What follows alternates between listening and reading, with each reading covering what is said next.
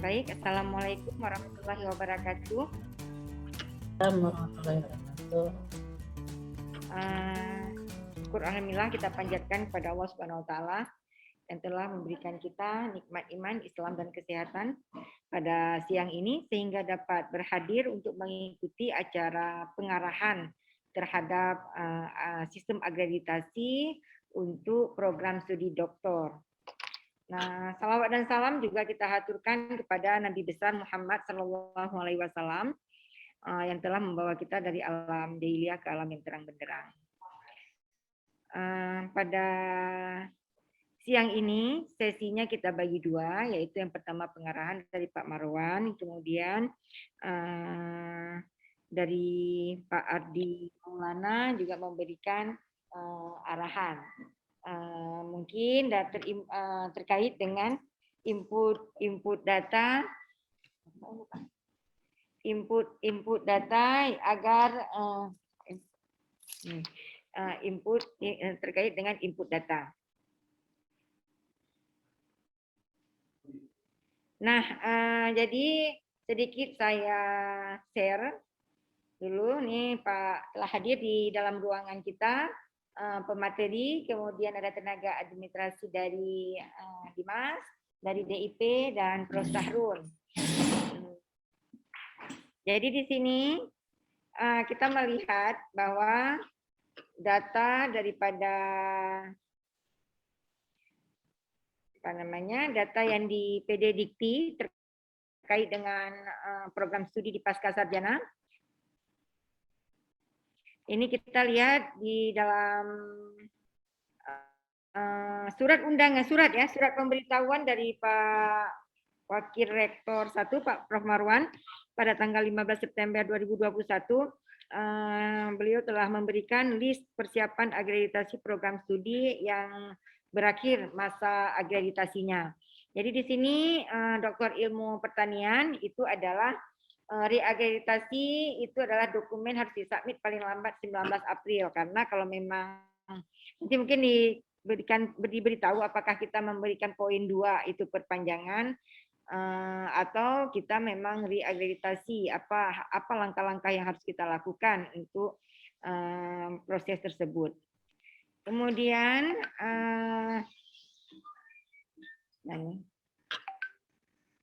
dilanjutkan oleh Doktor Ilmu Pertanian, ini akan berakhir kita submit ya paling terlambat di 17 Februari 2022.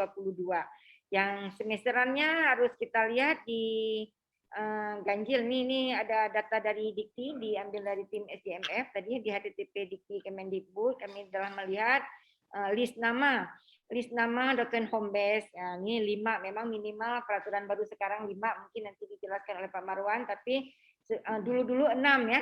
Nah, nanti bagaimana langkah mungkin Pak Ardi nanti bisa ada skenario kita bisa mempercepat untuk mengisi data sini sebelum masuk ke dalam batas submit reakreditasinya atau yang lain sebagainya. Nah, kemudian untuk Dimas itu 30 Februari. Jadi memang berdekatan dengan DIP ya. Berdekatan dengan program studi ilmu pertanian. Kemudian yang terakhir adalah IPS, itu adalah 14 Maret 2022. Karena sangat berdekatan, berarti yang agak lama itu DIT. Nah, inilah sekilas gambaran yang harus kita ingat, deadline ya, batas akhir akreditasi maupun apa yang langkah yang kita lakukan untuk reakreditasinya. Jadi untuk tahap pertama ini, mungkin kata penghantar disampaikan oleh Wakil Direktur 1, Profesor Sahrun. Silakan Prof. Sahrun sebelum kita mulai memasuki sesi intinya. Silakan Prof. Terima kasih. Assalamualaikum warahmatullahi wabarakatuh. Assalamualaikum warahmatullahi wabarakatuh. Alhamdulillah kita panjat puji syukur pada Allah Subhanahu wa taala. Insyaallah pada siang menjelang sore ini kita semua dalam keadaan sehat walafiat dan salawat pada Nabi besar Muhammad sallallahu alaihi wasallam yang saya hormati. Di sini sudah hadir Ibu Ikhwana selaku Ketua SDM Program Pascasarjana. Kemudian tentu yang kami hormati juga dan paling berbahagia para ketua program studi program doktor dengan PPS. Di sini sudah hadir Pak TM Jamil dan saya yang terlihat di layar saya ya Pak TM Jamil. Kemudian tentu kita harap juga ada Prof. Rinaldi Idrus.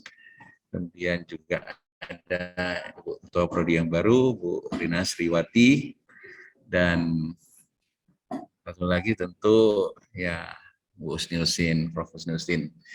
Terima kasih kepada Ketua Prodi yang sudah bergabung. Tadi sudah disampaikan oleh Bu Ikhwana bahwa tak lama lagi akreditasi dari program studi kita, program doktor ya, 4 program doktor di PPS ini secara serentak akan berakhir. Nah, walaupun kita memang katakanlah jago kebut semalam ya mengerjakan akreditasi, namun ini masih ada waktu yang cukup lah ya untuk mempersiapkan hal-hal yang perlu disiapkan. Mungkin kita akan mencoba mengikuti akreditasi yang 9 standar ya Pak Marwan ya. Ya, saya lupa nih menyampaikan juga terima kasih kepada Dr. Marwan yang telah bersedia hadir di ruang di Pasca Sarjana di lantai 1 ya. Beliau sangat antusias ya untuk memberikan penjelasan yang terhubungan dengan akreditasi. Nah, jadi mungkin nanti detailnya sama Pak Dr. Marwan. Tapi Dr. Marwan juga punya ikatan moral lah dengan pasca sarjana ya, karena beliau mendapatkan gelar doktornya di Demas ini ya. Jadi mau nggak mau harus membantu kita ini semua lebih dari fakultas lain ya, Bu Ikhwana ya. Ya. Nah, jadi mudah-mudahan nanti kita dalam waktu dekat ini akan diberikan pengarahan oleh Dr. Marwan. Jadi saya tidak berpanjang lebar lagi. Dari Pasca tentu akan mendukung daripada prodi-prodi doktor ya. Kita sudah membentuk tim akreditasi, dan nanti di dalam perjalanannya jika ada hal yang perlu dibantu atau informasi yang diperlukan silahkan ya melalui Bu Ikhwana atau melalui saya. Demikian saja yang dapat saya sampaikan. Terima kasih. Selanjutnya mungkin kami sampaikan terima kasih juga lebih dahulu kepada Pak Marwan dan tim ya, ada tim nih ya. Yang telah bersedia hadir dan memberikan pengarahan pada hari ini. Demikian wabillahi taufiq wal hidayah. Assalamualaikum warahmatullahi wabarakatuh. Baik, selanjutnya mungkin silakan ini layarnya dipersilakan kepada Pak Marwan, mungkin lebih teknis, mungkin pengertian sedikit. Kemudian yang paling penting adalah teknisnya itu, Mas. Ya. Oke, silakan. Baik, terima kasih. Assalamualaikum warahmatullahi wabarakatuh. Yang kami hormati Bapak Direktur, Bapak Wakil Direktur, Bapak Ibu Ketua Program Studi S3 di lingkungan Pasca Sarjana Universitas Kuala, Ibu Ketua SJ Satuan Jaminan Mutu Pasca ya, Sarjana. Kalau di sana kan SJMF biasanya. Para tim tenaga pendidikan Tendik yang ada di lingkungan Pasca Sarjana. Kemudian terima kasih juga kepada Ardi yang telah bersedia mendampingi untuk membantu hal-hal terkait dengan data PDDikti nantinya agar akreditasi kita nanti bisa berjalan dengan lancar. Kita mulai saja. Saya coba share screen ya.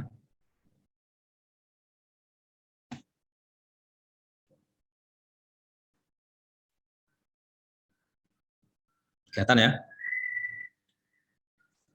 Bapak Ibu sekalian, kalau kita melihat gedung ini kan megah ya, layaklah kalau misalnya akreditasi kita ini berharap setinggi-tingginya, yaitu dengan akreditasi unggul ya sekarang ya.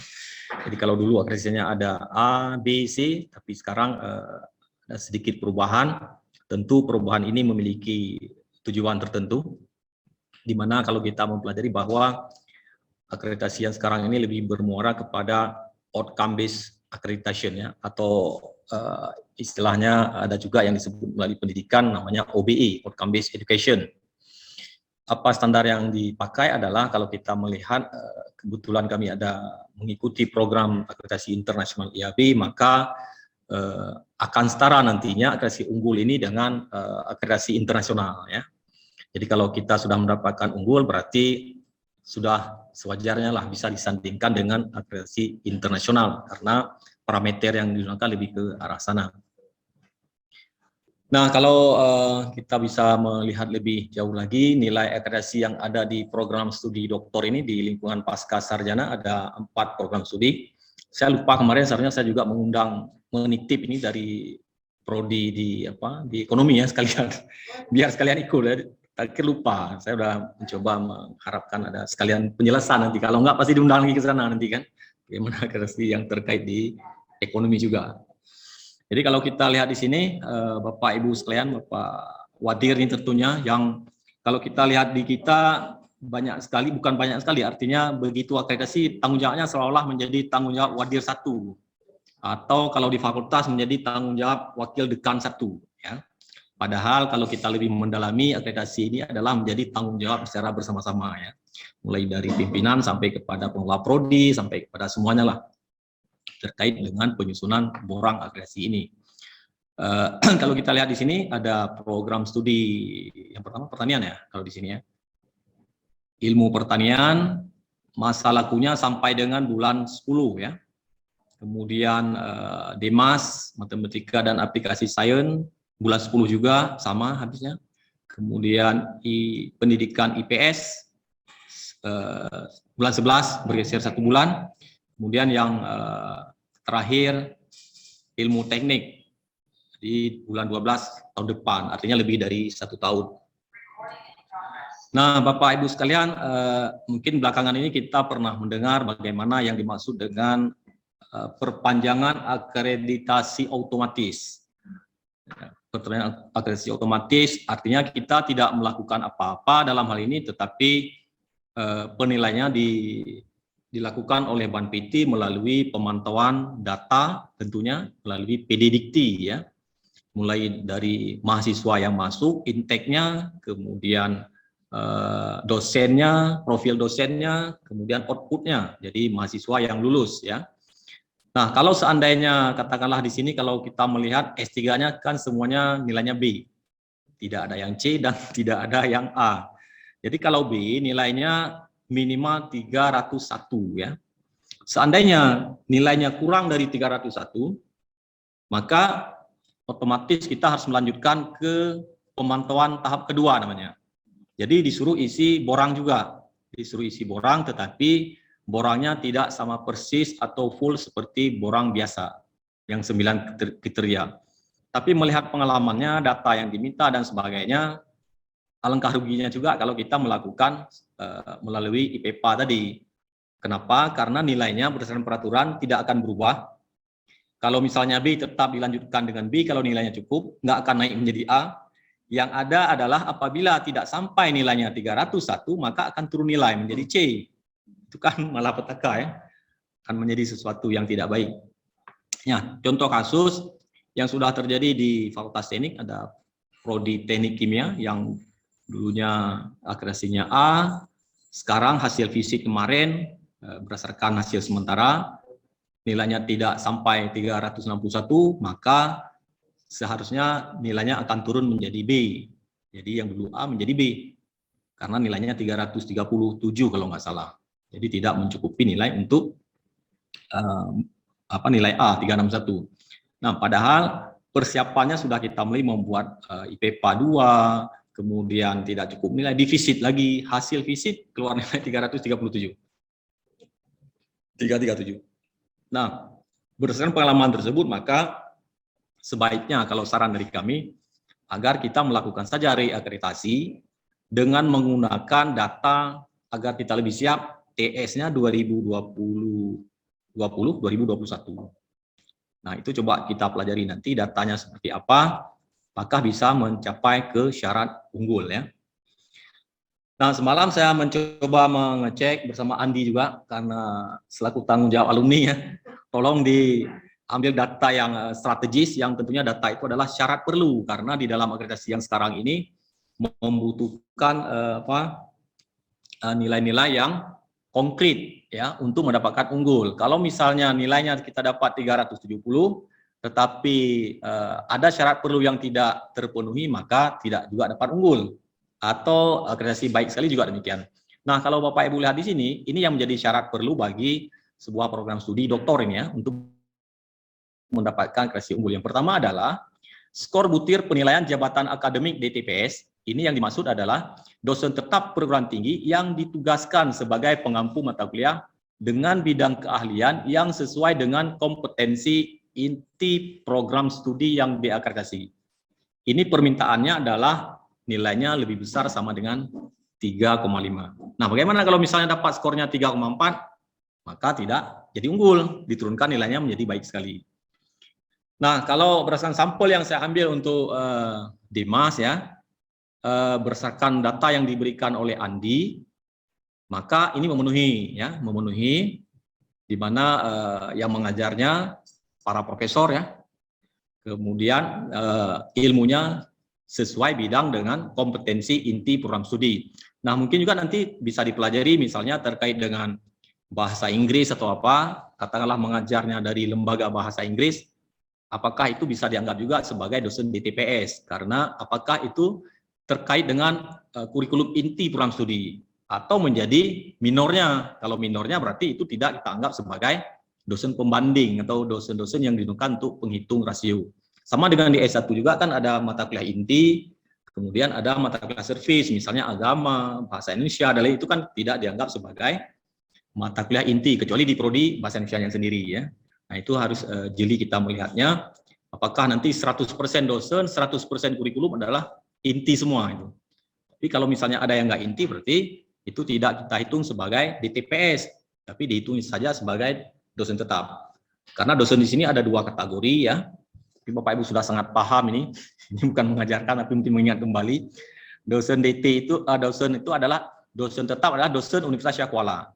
Ya, itu semuanya dosen tetap. Begitu masuk kepada ranahnya prodi, maka disebut dengan DTPS, dosen tetap program studi. Nah, dosen tetap program studi bisa saja dia bekerja lebih dari satu program studi karena kesesuaian bidang ilmu yang beririsan ya. Nah, itu yang penjelasan di bagian syarat perlunya. Nah, yang kedua adalah jumlah publikasi ilmiah mahasiswa kita nih. Jadi pasti ini kalau di program studi kita mudah-mudahan mencukupi ya. Nanti Andi cek lagi, termasuk juga prodi yang lain. Di sini diminta adalah 3,25 ya, 3,25 dalam 3 tahun terakhir. Ya, jadi ada untungnya juga satu mahasiswa dibebankan dua paper yang berputasi sehingga mereka ini bisa mendukung untuk akreditasi unggul. Selain paper yang dipersyaratkan menjadi syarat perlu untuk lulus program doktor, maka ada juga yang membantu lagi apa? Yang membantu lagi adalah proceeding ya, kita ikut seminar yang Scopus dan lain-lain, itu juga bisa membantu nilai untuk mendapatkan 3,25. Berapa yang diperlukan nanti kita cek di sini. Nah, ini kelihatan nggak ya? Kelihatan ya? Oh, nggak kelihatan, nggak apa-apa lah. Nah, kalau kita lihat di sini, ini yang pertama tadi adalah jumlah dosen dengan guru besar lebih dari 2 dan jumlah guru besar itu lebih dari 70%, maka skor 4. Jadi kalau sudah 70% artinya ini sudah mendapatkan skor 4. Apalagi semuanya profesor yang mengajar, pasti nilainya 4. Kalau mau dikasih 5, 5 pun dikasih, cuma nggak ada poin 5. Ya. Sini.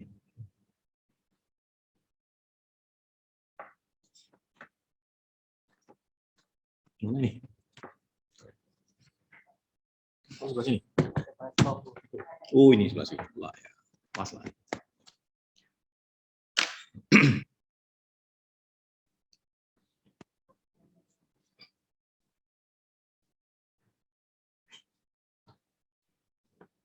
Bisa kelihatan? Kecil ya? Bisa? Print screen ya? Bukan, mungkin apa namanya? Ininya tidak compatible ini mungkin ya. Karena ini 3000 pixel ini kan. Ini kalau kurang pixel yang sana bisa diblur ya. Ini ahli IT nih. Ya, nggak mau. Ya betul. Itu berapa ini ya? XPGA kan dari XPGA biasanya. Tolong juga. Lihat di layar laptop aja lah.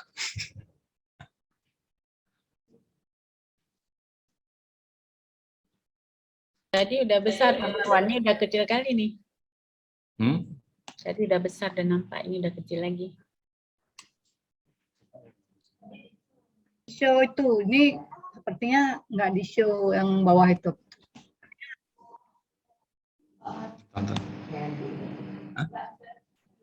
Nggak di show tuh, slide show. Ya, slide show. Nih. Isi oleh. Mana slide show pun lah. Coba betul nih. End slide show. Ini nggak muncul lagi. Ini nampak nih slide show-nya Pak Marwan. Nampak kan? Sana oke. Nah, coba tes.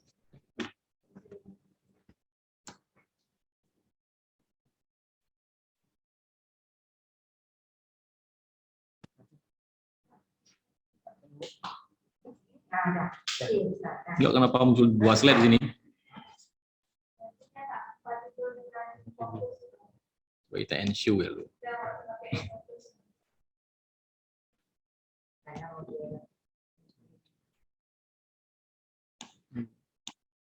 Ini udah.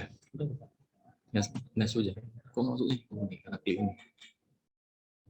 Udah.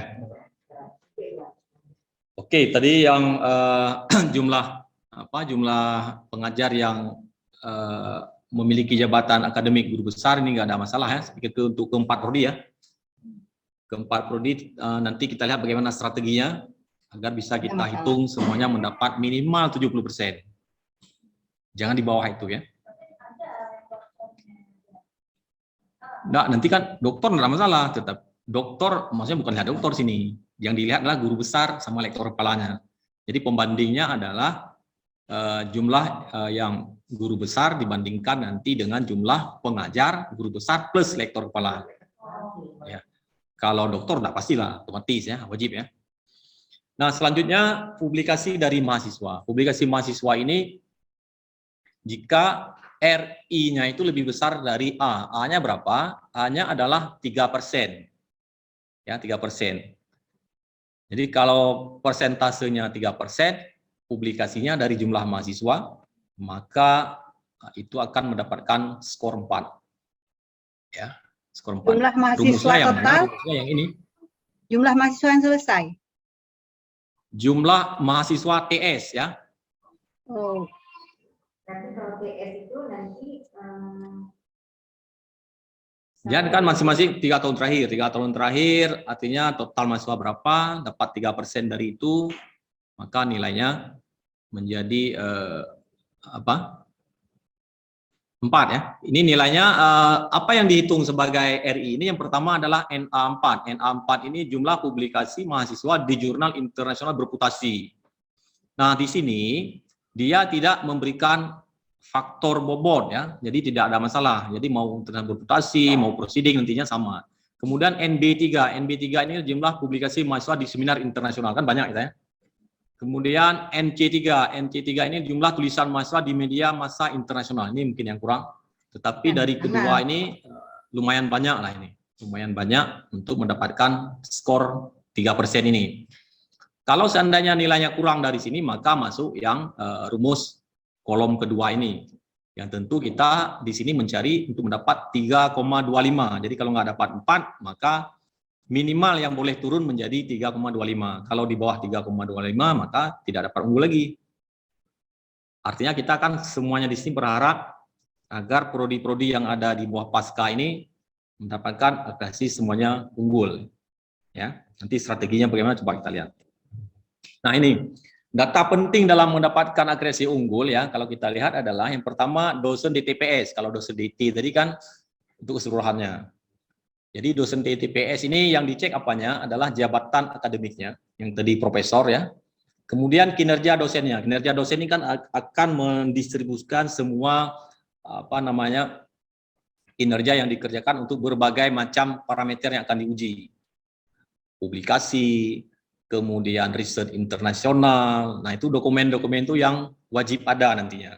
Kadang-kala kan ada kontrak-kontrak kerja sama luar negeri yang luput terekod, mungkin sekarang harus segera dicari untuk bisa ditempel di website atau di database di mana agar rasio-rasionya nanti berapa jumlah penelitian bersumber pendanaan dari luar negeri, internasional atau dari LSM internasional.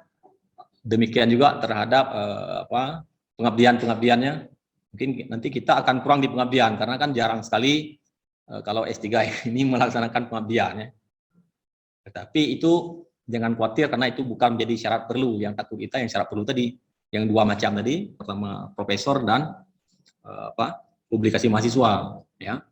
Nah, kalau hal yang lain begitu ada dapat nilai skornya 2, maka kita akan mencoba mencari mana yang lainnya dapat 4.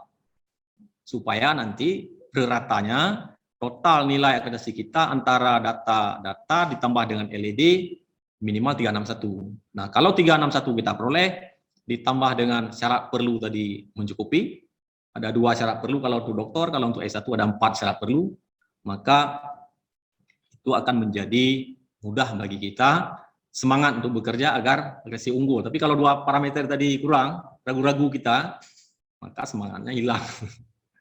Karena otomatis peluang untuk unggul kan kecil ya, kalau 2 parameter tadi tidak mencukupi ya.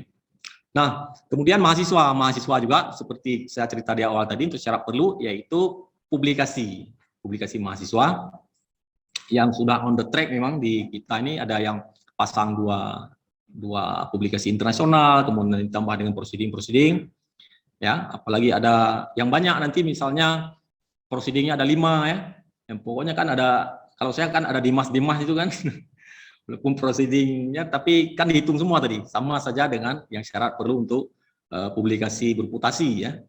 Jadi artinya akan terhitung semua itu, mudah-mudahan setelah di simulasi nanti dihitung oleh mungkin oleh tenaga tekniknya sudah mencapai 3% ya. Oke, kemudian masa studi mahasiswa, karena ini bukan menjadi syarat, ya memang apa adanya nanti ya.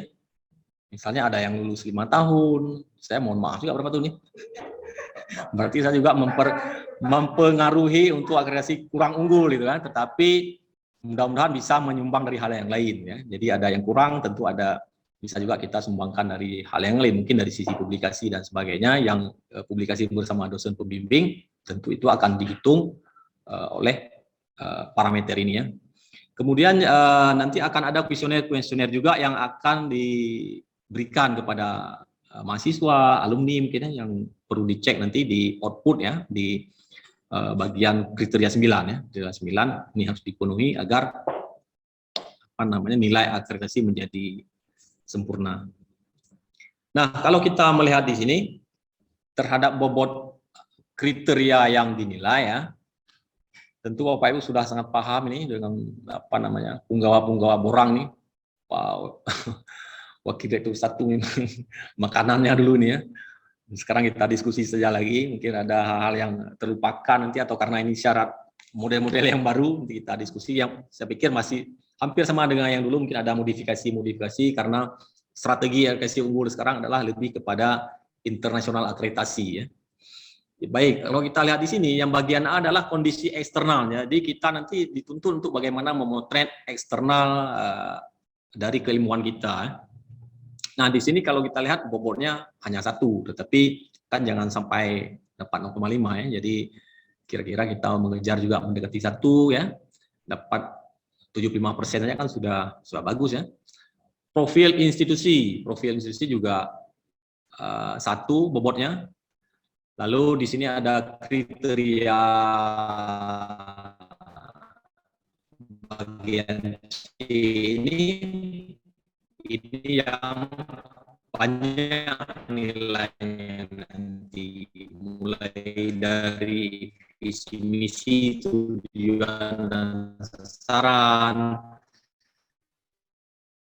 mahasiswa. Mahasiswa ini adalah bagaimana kita nanti selain angka-angka mahasiswa yang kita terima, rasio yang masuk, yang lulus dan sebagainya, juga dari prosedur nanti ya. Karena kan di sini langsung digabung antara data dan LED ya. LED kan laporan evaluasi diri yang harus kita kemas, yang harus kita analisis berdasarkan data yang ada dan mau dilihat apa upaya kita dalam hal perbaikan kinerja terhadap kualitas-kualitas yang kita laksanakan. Nah, selanjutnya adalah sumber daya manusia yang lumayan ini 12,7 nilainya yang tadi, karena kita semuanya di sini sudah profesor ya, boleh kita anggap karena rasio-rasionya tadi kan sudah diwarnai oleh Bapak Ibu yang sudah profesor, maka 12,7 ini menjadi sesuatu yang bisa kita raih ya, bobotnya kalau dikali 4, karena paling tinggi nilainya kan 4, berarti 12,7 kali 4 nanti ya. Jadi kalau 100 totalnya, 100 kali 4 kan jadi nilainya 400. Lalu keuangan, sarana dan prasarana, mungkin ini sesuatu hal yang bisa kita paparkan juga menjadi nilai yang optimal sejauh kita mau berusaha untuk mendapatkannya. Jadi kalau misalnya asal kita tulis tentu susah juga dapat nilai ya. Selanjutnya adalah pendidikan. Nah, pendidikan di sini lebih ditekankan juga kepada kurikulumnya nanti yang harus kita ramu, kemudian bagaimana metode pengajarannya, ya, kemudian ada RPS-nya, ada portofolio pembelajarannya dan sebagainya. Ini kalau belum, artinya ini kan sengaja mungkin Bapak Wakil Direktur bersama direkturnya Gebus malam. Jadi ini kebus tahun nih ya. Ini kan tahun 2021 nanti summit 2022. Walaupun di awal tahun kita sebutlah tahun persiapan. Nah, jadi memang akreditasi kita sekarang ini tidak sama dengan model yang dulu kan harus 6 bulan sebelum gitu ya.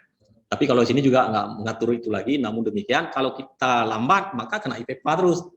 Karena IPPA di tahun depan akan dipantau 1 tahun sebelum habis.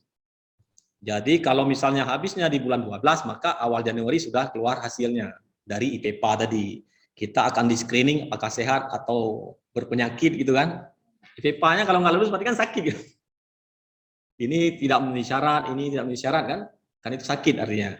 Kita mencoba membela diri nanti melalui IPPA tahap 2. Kalau setelah dicek dengan IPPA tahap 2 juga masih kategori sakit, defisit, dicek betul-betul, dilihat di operasi gitu kan. Setelah operasi memang ada gejala jantungan, maka diturunkan nilainya menjadi seperti yang teknik kimia itu kan. Ya Bu Husni ya. Mudah-mudahan DIP tidak demikian ya. Artinya berdasarkan pengalaman-pengalaman yang ada. Semoga. Lebih bagus mengreakresi dari awal. Jadi jangan sampai kena screening mereka. Jadi jangan sampai di-reject dari awal. Nah, itu pendidikan, lalu penelitian, saya pikir ini semua kita ini adalah para pelaku peneliti dan ini tidak menjadi problem ya. Namun yang jadi problem karena tadi saya bilang di pengabdian ada problem, tapi nilainya sangat kecil, 1,6 ya. 1,6. Ini coba misalnya yang 1,6, walaupun kita katakan dapat skor sini nilainya 2, maka kita harus memburunya dari penelitian agar nilai ini bisa optimal nanti waktu dijumlahkan, dibagi ratanya, itu akan kita peroleh hasil yang sangat baik ya. Hasil yang unggul, bukan sangat baik.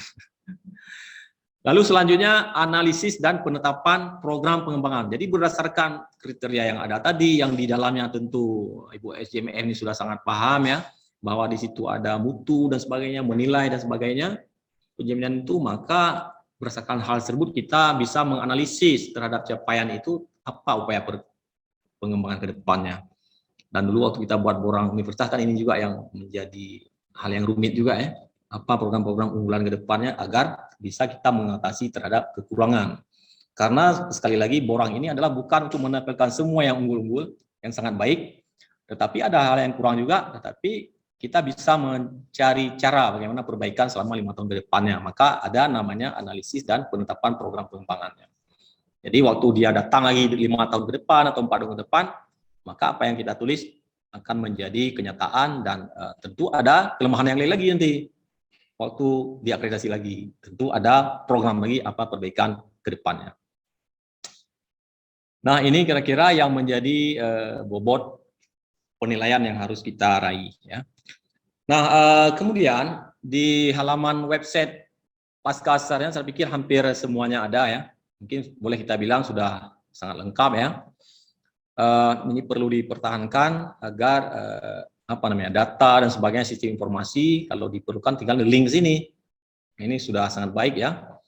Namun demikian ada yang keliru di sini sedikit. Ini kan mungkin karena kita tidak terbiasa ya. Maka ini yang mengelola web mungkin perlu merubah. Ini yang poin ketiga yang saya kuningkan ini.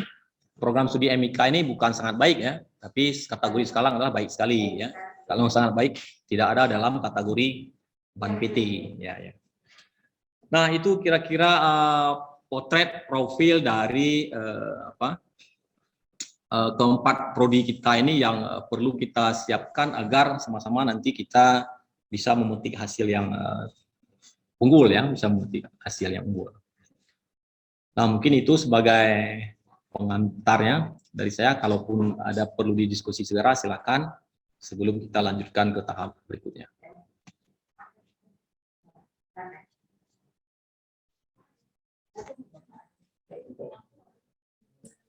Baik, Assalamualaikum warahmatullahi wabarakatuh. Terima kasih Pak Marwan tadi penjelasannya. Saya juga refresh lagi nih, sudah lama tidak berjibaku dengan borang. Sehubungan dengan reakreditasi yang portal data dikti itu Pak Marwan. Jadi mungkin saya masih membingungkan yang dimaksud dengan reakreditasi submit borang dengan reakreditasi dengan IPPA itu mungkin bisa dijelaskan lagi Pak. Prosedur yang pertama kami lakukan ketika ini kasus DIP Oktober 2022. Oktober 2022 adalah akreditasinya mati. Berarti kalau dilihat tadi dari analisis Bapak, kami Februari 2022 itu submit borang. Nah, pertanyaannya yang portal data itu sama dengan IPPA atau IPPA itu tabel isian borang lain? Yang saya pahami IPPA itu ada satu Excel data yang harus kita isi data tersebut, tapi nggak perlu bukti fisik. Nah, saya masih bingung di kapan kita bersiap-siap dengan portal data, kapan kita bersiap-siap dengan IPPA, dan kapan yang reakreditasi submit borang. Mungkin bisa dijelaskan, Pak. Terima kasih. Baik, terima kasih Bu Rina. Bagus sekali pertanyaannya. Jadi sebenarnya hal yang kita lakukan kalau kita mau merubah paradigma ya, maka berdasarkan standar yang ada, saya lihat di website Pasca juga ada, di sana ada PDCE atau juga dikenal dengan PPEPP-nya ya, yang sering dulu waktu kita bahas mendalami instrumen borang waktu BAN PT untuk APT kita juga terkejut-kejut apa PPEPP, lalu apa pemosisian dan sebagainya, itu kan menjadi sebuah istilah yang harus kita dalami dulu ya. Baik, berdasarkan pengalaman itu kan kita sekarang bisa punya pengetahuan lah sedikit tentang itu. Nah, kalau kita menyebut PPEPP, maka seyogyanya semua program yang kita desain itu berbasis kepada penetapan. Jadi kita tetapkan dulu mau apa, siapa pengajarnya, berapa rasionya, agar standar-standar yang telah kita tetapkan itu bisa kita laksanakan dan bisa kita evaluasi. Nah, kalau kita kan seringkali hal itu kita tulis ke dalam Renstra ya, Renstra, dan Renstra itu dimintakan untuk kita buat selama 5 tahun ya, 5 tahun. Nah, sekarang dengan kurikulum yang baru ini, kalau kebelakangan sudah terjadi, sebaiknya dimulai semester ini dan sudah berlangsung selama 12 kali pertemuan, 10 kali pertemuan kuliah dengan minggu ini, maka kita harus ada yang namanya PPPP tadi, kurikulum yang baru, dosennya siapa, kan sudah ada di kurikulum tuh, kan ditanya itu di tabel kurikulum, ada siapa dosennya, mana dosen tetap, mana dosen di TPS kalau nggak salah di kurikulum ada ya. Kemudian ada materi kurikulumnya dan sebagainya, semua lengkap. Nah, itu menjadi sebuah penetapan. Nah, kita berpijak pada penetapan tersebut, kita laksanakan semua programnya nanti pada akhir masa paling lambat di akhir masa katakanlah ini semester ganjil, kita akan melakukan evaluasi terhadap proses-proses yang sudah harapan-harapan sudah kita lakukan dalam penetapan di Renstra dan Renov Setiap tahun kan ada renovnya. Jadi renov itu bukan hanya berisi angka-angka uang, tetapi juga ada hal-hal program kerja yang sifatnya bisa kita ukur melalui variabel atau indikator yang akan dinilai. Nah, di samping itu juga ada yang kita katakan berdasarkan SNDICT yang ada 8, mungkin Bu Rina sudah sangat paham yang kita turunkan, Pak Syarul juga selaku penyusunnya dan nggak terlalu ini lagi, sudah sangat paham, saya pikir itu bisa diturunkan menjadi apa parameternya yang utama dan bisa kita turunkan menjadi IKT, khususnya untuk pasca sarjana yang karena ada 2 tingkat, yang pertama adalah doktor dan magister ya, karena di sini kan nggak ada profesi ya.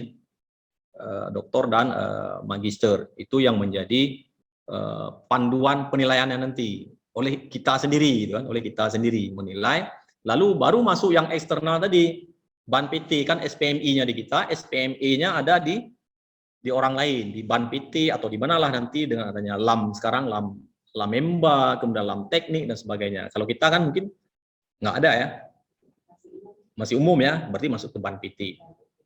Nah, apa yang dilakukan misalnya tadi Bu Rina katakan program studinya habis masa akreditasi di bulan berapa? Oktober. Kalau kita mau melihat TS-nya, maka kita akan bisa katakan TS itu akan sampai kepada 2021-2022 di bulan Agustus tahun depan TS-nya.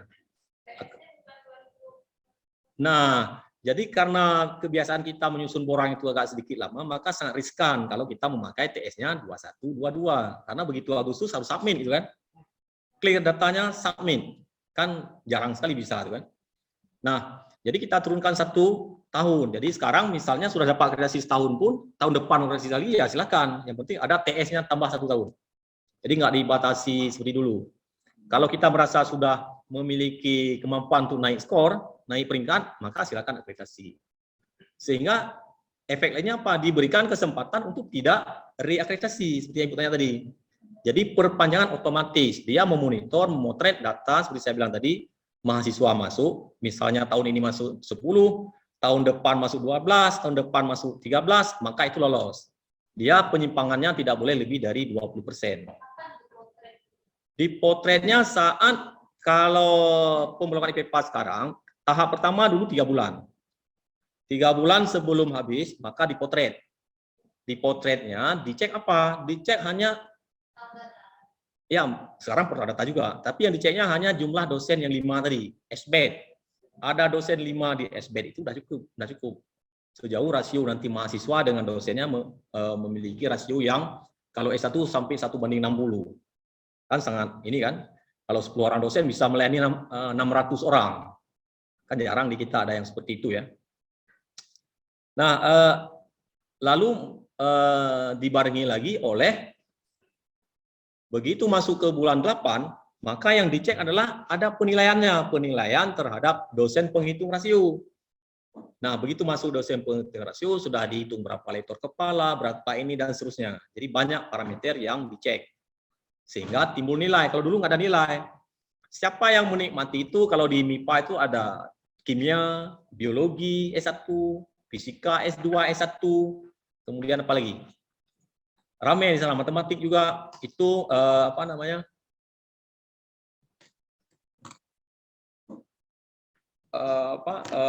Mendapatkan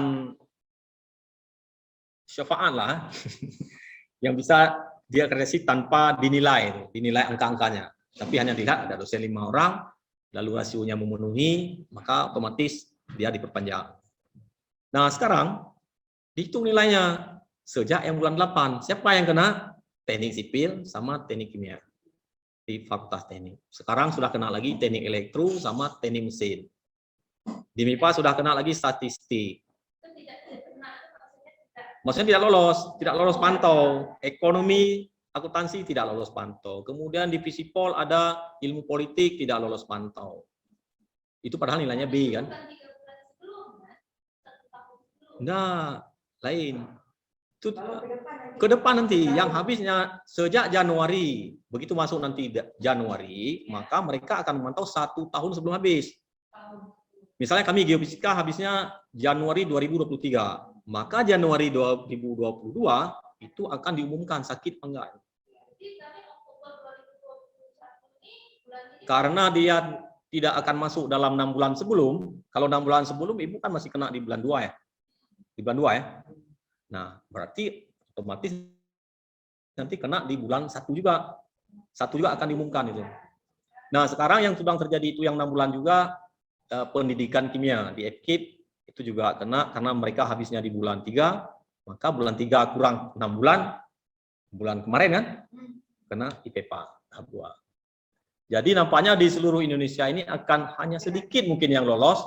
Kenapa tidak lolos? Karena kita tidak mempersiapkan diri data yang ada terhadap rasio-rasio tadi.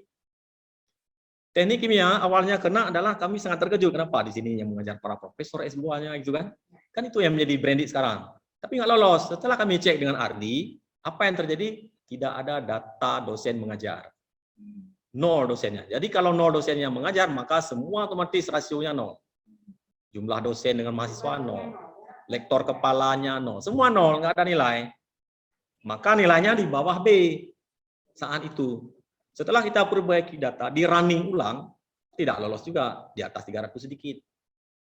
Setelah dilakukan sampai visit, naik sedikit lagi, 337. Nah, jadi,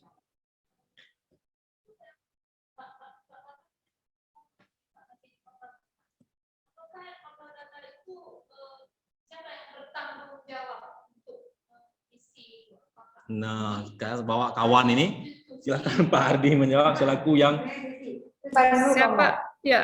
Boleh langsung aja Pak. langsung aja biar nyambung. Yang bertanggung jawab untuk itu. Nah, Ardi, saya pun mau jawab WA dulu nih.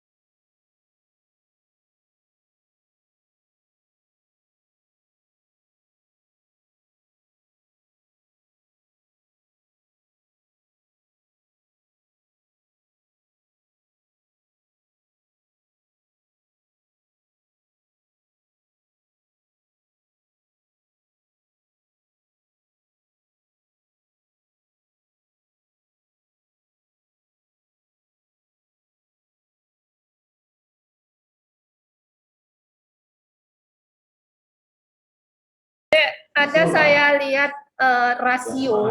rasio perbandingan gitu antara dosen, nggak tahu saya dengan apa, itu tidak ada datanya di portal data.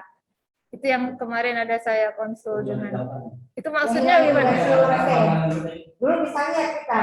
Portal lama bisa lihat kan, portal sekarang nggak nampak. Nah, kabarnya itu yang menjadi kelemahan kita juga.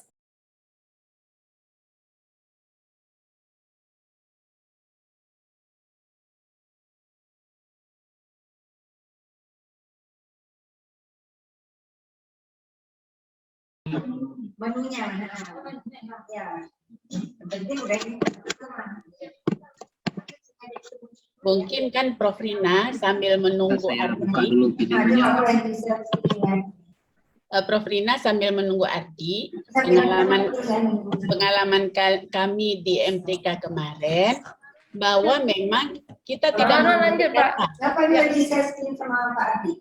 Oh, yang tadi belum selesai, Pak. Habis peninjauan terus IPPA terus hukum lah, Pak. Yang orang kok ceritakan. Bapak Ibu yang dari boleh silakan bertanya jika ada hal yang ingin ditanyakan.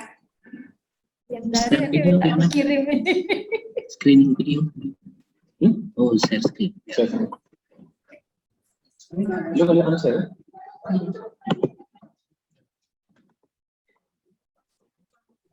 Jadi teknik kimia B ya? Teknik kimia S2. Kita pilih dulu siapa.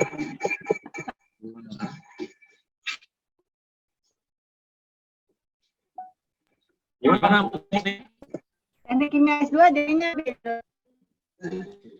Dari peraturan banyak kalau diatur biru, tapi kalau lihat satu nilainya di apa tetap baik sekali. Jadi kan nilainya lebih tinggi daripada B kan. Tapi setelah B misalnya ya. Marwan, sekarang tidak ada lagi AB ya, baik sekali gitu. Kalau yang dari atas yang muncul adalah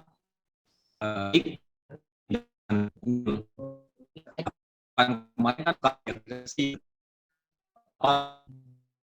dari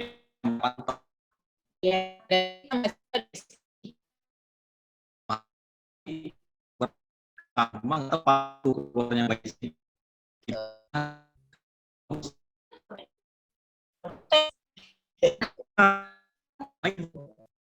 Nah, itu saya kira Pak Marwan. Jadi ya. Pak Marwan, Diskusi. kalau untuk unggul kita perlu berapa poinnya? 361 juga? Unggul itu sama Bu, 361, tetapi ada syarat perlu yang saya sampaikan tadi di awal. Yang pertama adalah jumlah yang mengajar itu dosennya, profesornya itu 70%. Jadi kalau dosen mengajar itu katakanlah kita klaim ada 10, maka 7 orang itu adalah profesor. Ya. Setelah itu baru boleh lektor kepala gitu kan. Itu udah memenuhi. Atau Berarti lektor, kan ya. Pak Marwan, siasatinya ko-promotor jangan masukin ya. Ya, dia masukin. Promotor utama rata-rata profesor. Ya. Promotor tidak dihitung di dalam rasio-rasio. Yang dihitung adalah promotor S1 saja sudah dihitung hanya pembimbing satu aja. Minggu akan kali tanya Bu. Itu rata-rata kan profesor ya. Rata-rata profesor. Yang perlu adalah para profesor yang mengajar mata kuliah itu jumlahnya 70%. Sudah unggul. Ditambah publikasi mahasiswa itu 3%. Jadi misalnya Ibu punya mahasiswa di tahun kemarin lah, TS 2020-21. Ada mahasiswa 100 orang. Maka hanya 3% yang diperlukan. 3% dari 100. 3 orang aja. Sekian publikasi udah unggul. Jadi apa? Kan nggak boleh malas lah kita untuk mengusung unggul gitu kira-kira. Nggak malas lah. Karena peluang doktor kita di sini kan sudah sangat bagus ininya, PPP-nya penetapannya sudah sangat bagus, pelaksanaannya sudah sangat bagus, evaluasinya sudah ada, tetapi pengendalian dan peningkatannya yang belum nih, ya kan? Ya. Misalnya pengendaliannya menjadi publikasi berputasi ditingkatkan lagi menjadi Q1 gitu kan, karena saya sudah selesai kan masalah ini. Iya, tapi kita kadang-kadang ada juga meleset. Tapi dengan standar Prof. Husni, world class profesor. dengan standar yang sudah ada udah unggul. Standar yang sudah ada udah unggul. Ya, kelas profesor ya. Ya, profesor. Kan mantap tuh. Pokoknya unggulnya sudah di tangan tuh, sudah digenggam, menggenggam mutu, sudah unggul. Tinggal kemarin itu kelas profesor untuk S1 pakai, untuk S2 pakai itu. Pengabdian juga. Gak apa-apa, karena dosen tetap itu adalah dosen Universitas Syakwala, mengajar di S1, mengajar di S2, jangan lihat S3 kan?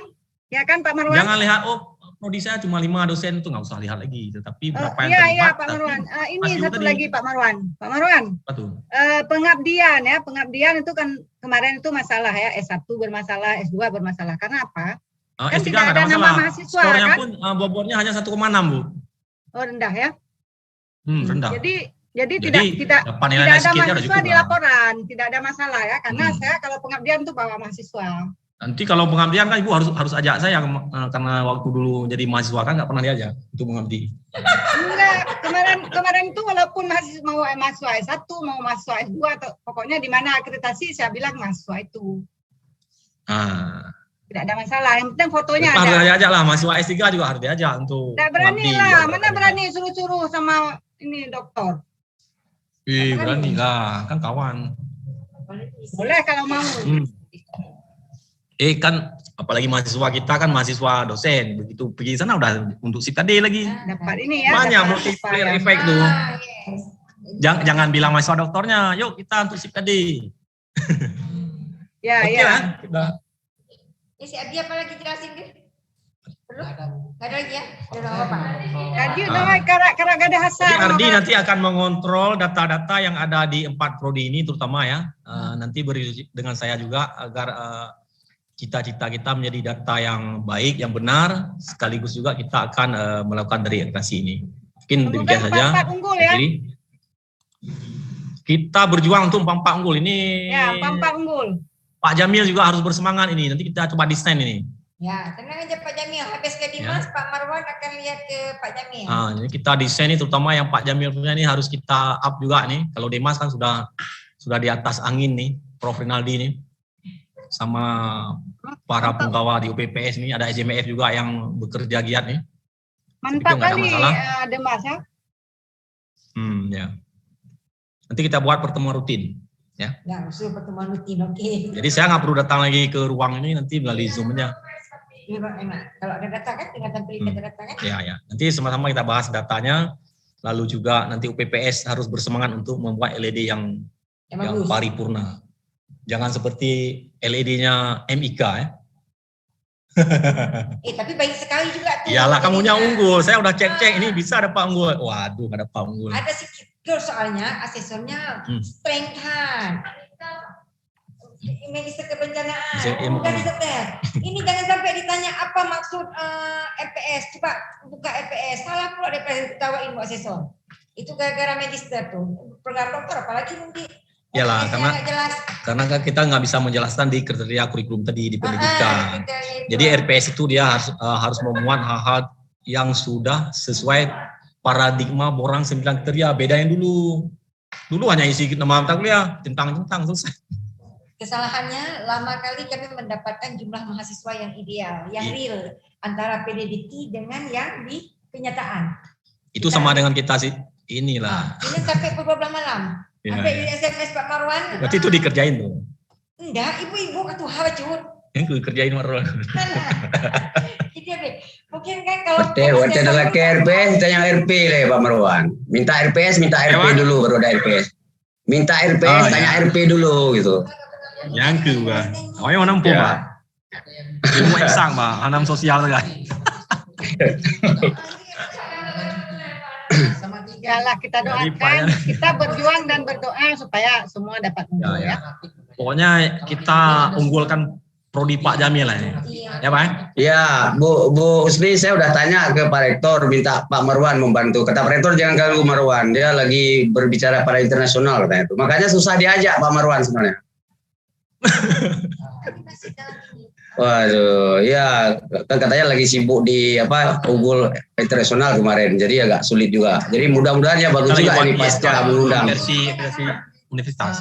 Di sininya ada yang nggak sama. Oke, saya kira itu Pak Marwan yang tadi itu bisa disampaikan lah. Jadi yang pertama itu tadi ada pada pendamping ya. Yang kedua mungkin kita bisa buat grup. Yang ketiga mungkin ya tadi kalau ingin unggul ya jangan lupakan modal. Kan nggak mungkin juga bekerja tanpa modal. Meskipun tanpa diminta dimengerti lah pekerjaan-pekerjaan itu. Saya kira tidak mungkin lah selalu minta, tapi selalu punya alasan-alasan yang bermaaf kalau ada wadah dua. Jadi berkoordinasi dengan UPPS. Kalau UPPS nggak ada uang, LPPM mengusul ke sana.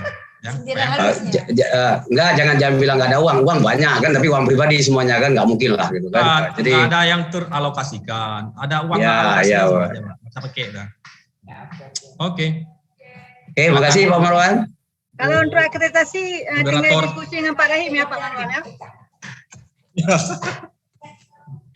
Enggak, kemarin Pak Rahim semangat sekali bicara IKU kan, bicara IKU semangat beliau. Tapi kalau udah minta uang, wah ada lain lagi. Ikunya pengen. Kan Iya, setelah sebenarnya kita kumpul IKU, kemarin kan dikasih uang 3 miliar tuh Pak. Betul. Yang penting Tapi besok saya rapat dengan Pak Irfan nih, mau bahas capaian. Tapi ini penting Pak Marwan, jangan buah aja yang sering muncul. Sekali diingat akar juga yang tidak pernah menampakkan dirinya gitu kan. Jadi jangan uangnya aja yang dapat, tapi akar kan yang membuat ini kuat kan karena akarnya ada Prof Husni, ada teman-teman lah. Nah ini Bu SP4 kami lah, mudah-mudahan bisa lebih agresif sedikit. Kalau ibu-ibu saya kira lebih agresif. Betul. Yang Bu Ikhwana lah tugas Bu Ikhwana. SJMF Pak. Ya, SJMF ya. Kalau Pak Rinaldi memang sudah pada diam itu. Jadi saya kira diam kebermanfaatan juga.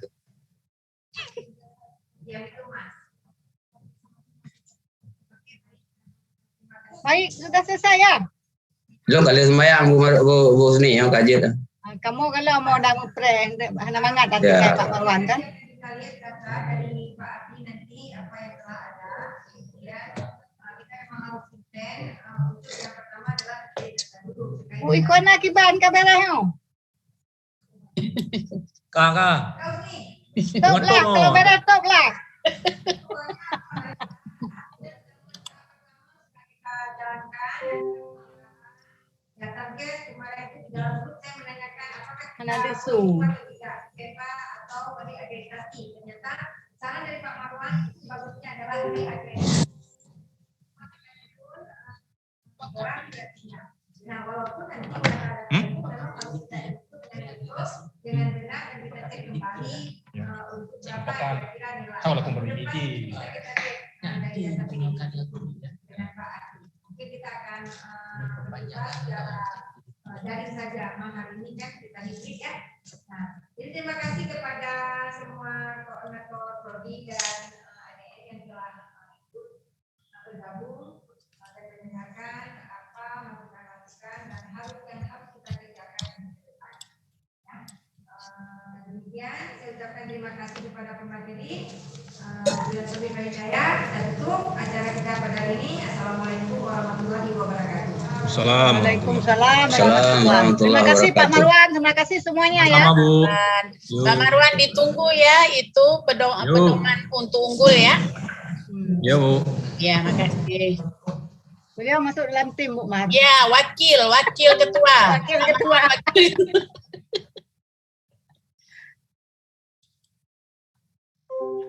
Kak Husni segera buat itu Kak, grup